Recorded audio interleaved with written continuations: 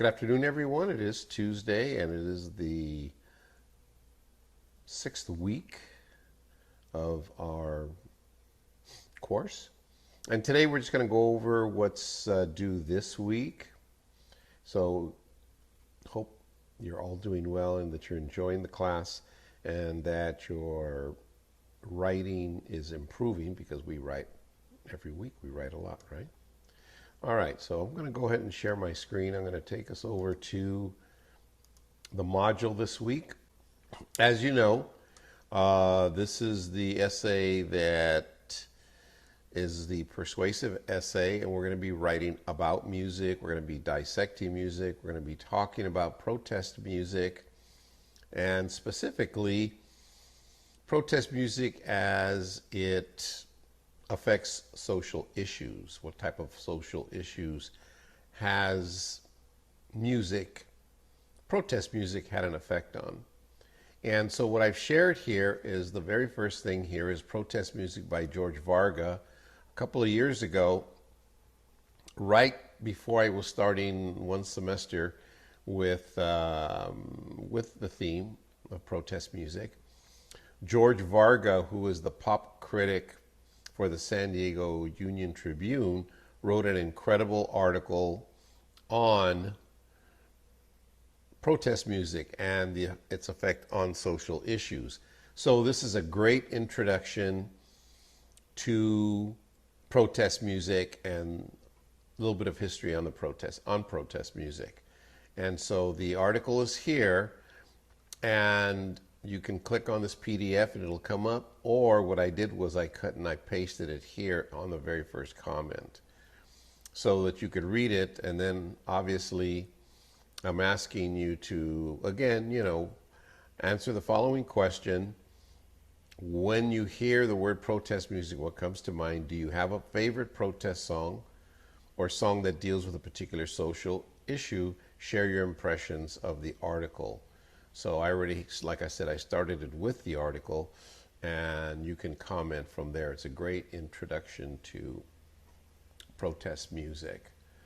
I also had him, because of this, I had him come down and talk at a social conference that we had, and it was a shining moment for me and teaching English.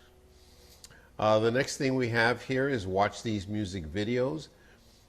This is Strange Fruit, sung by Billie Holiday, one of the most famous protest songs that dealt with the lynchings that were still going on in the 30s and 40s in the southern states.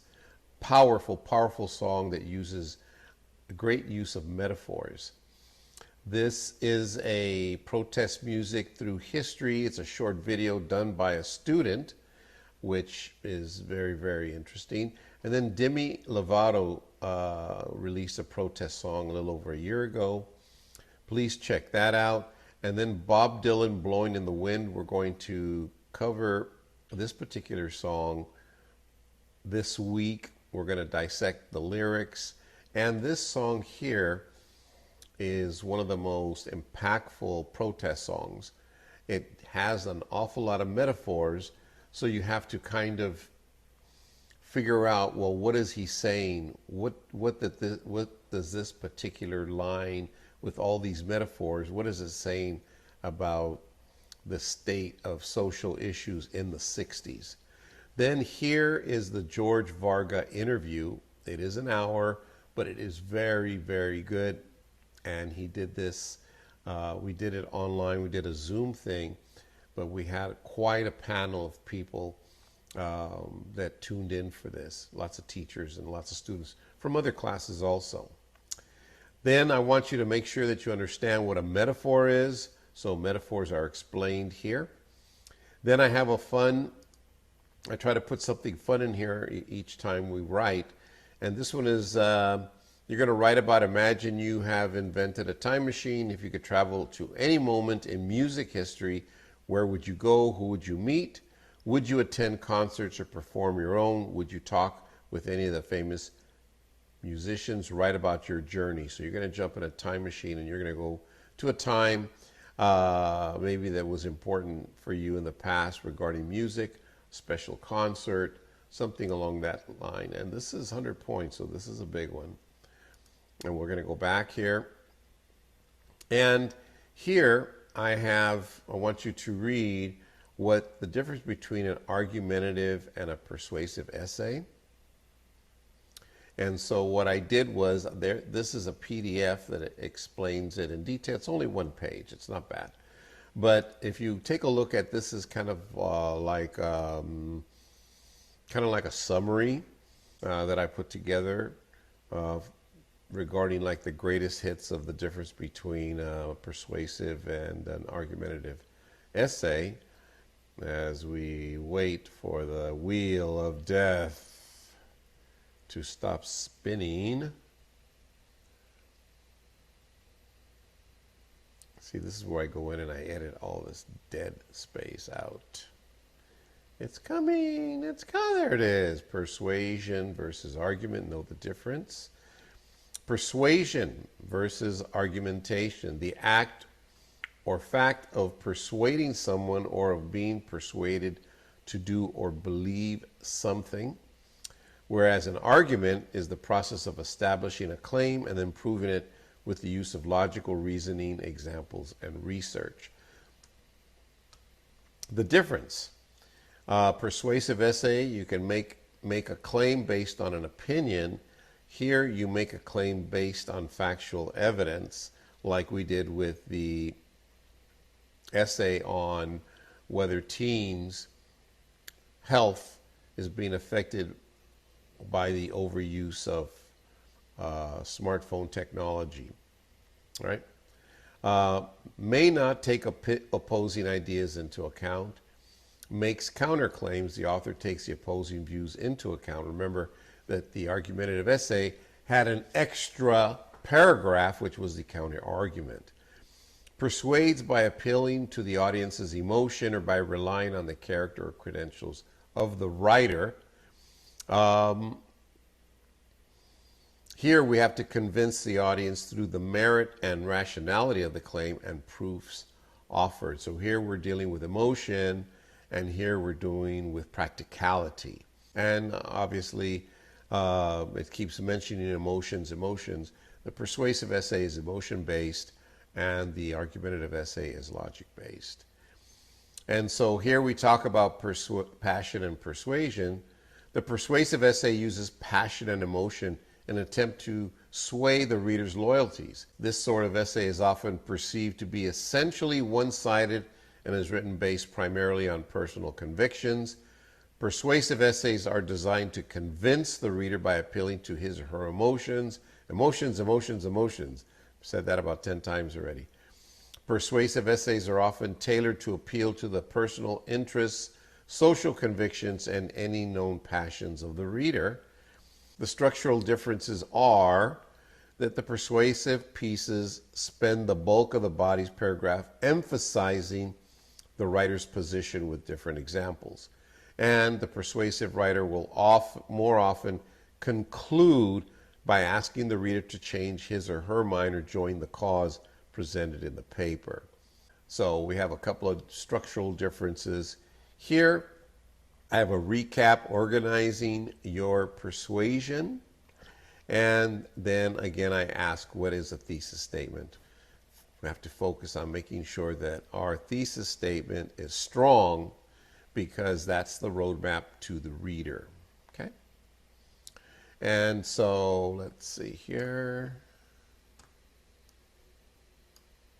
I'm going to close this guy. I'm going to go back to the module.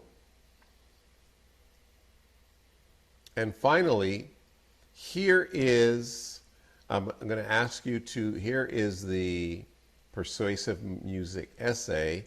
And what I've done is I've went ahead and uploaded the prompt so that you can see it right away, because we are running out of time. And we're going to be, studying the history of protest music this week and nonviolent revolts. Even though it says we have witnessed how in the late 30s, early 40s, Strange Fruit by Billie Holiday opened up the country's eyes to the cruel lynchings African Americans suffered in the Deep South. And we're going to learn more about some of these other songs. I want to take a look at Macklemore and Ryan Lewis's Same Love, which spoke to the world regarding same-sex marriage, which had a big effect on helping the Supreme Court pass the same-sex marriage law. So that was a socially political motivated song with a strong message that it was also a semi-protest song that helped move the movement for same-sex marriages on. So here it is. Here's the prompt. This is what you're going to be writing to.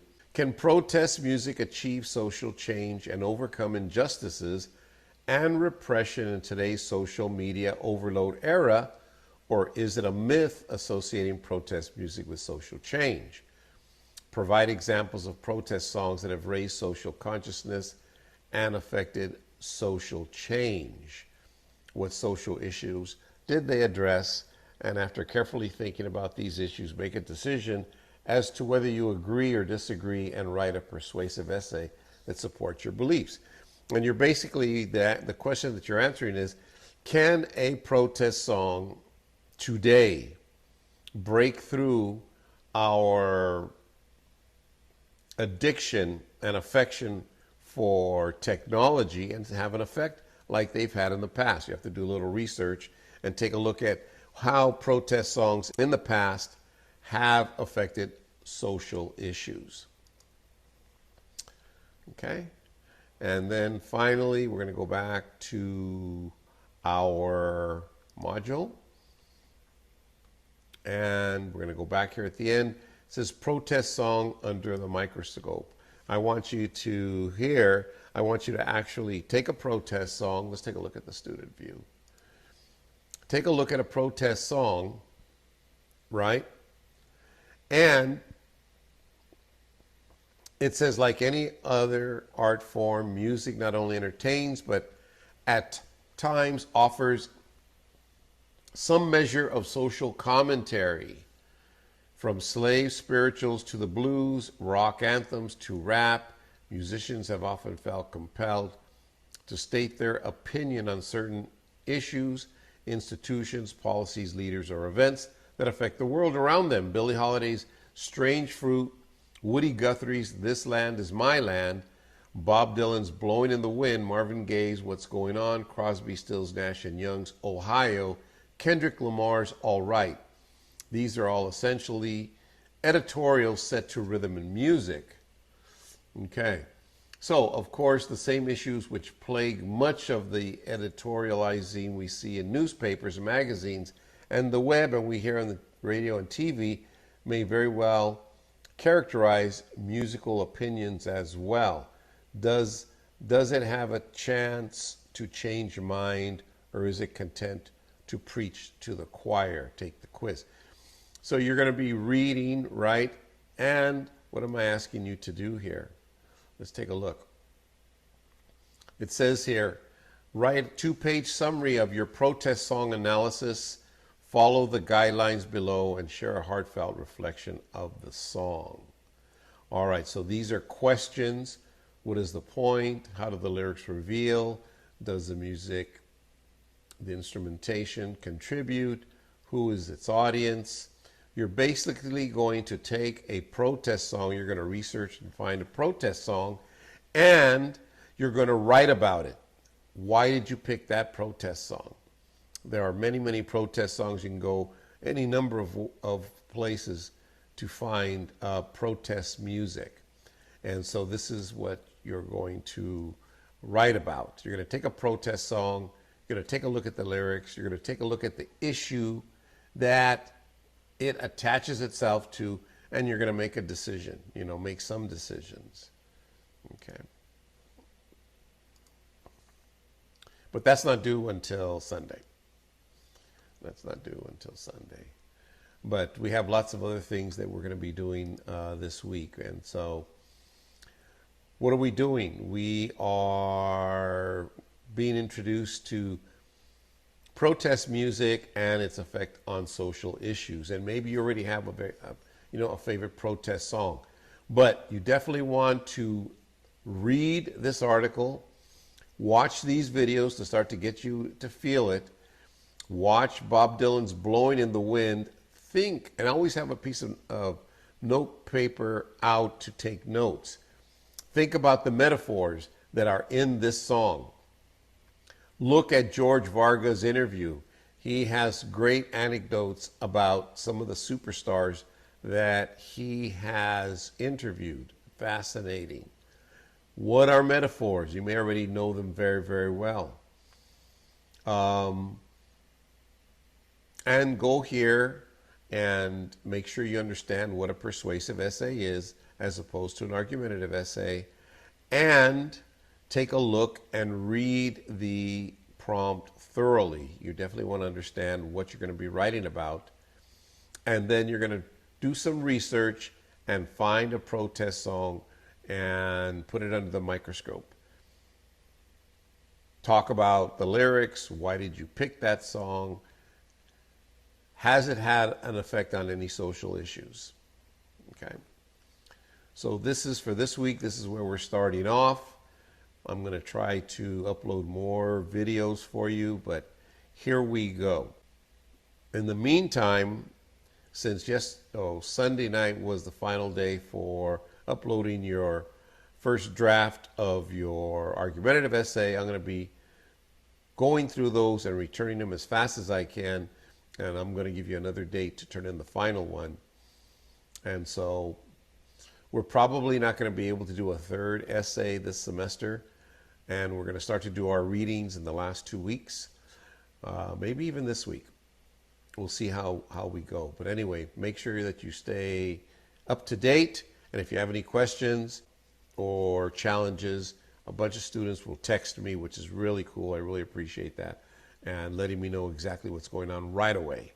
Because sometimes you send an email, and I may not check the emails that day. I try to check them for sure every other day. But anyway, if you have any questions, let me know, and I still have to set up our one-on-ones. Okay? Have a great day. Go through all of these. Go down, march down each module one by one. I've designed them that way so that they make sense. And start to familiarize yourself with protest music, social issues, and protest songs. All right? All right. Talk to you soon. Bye.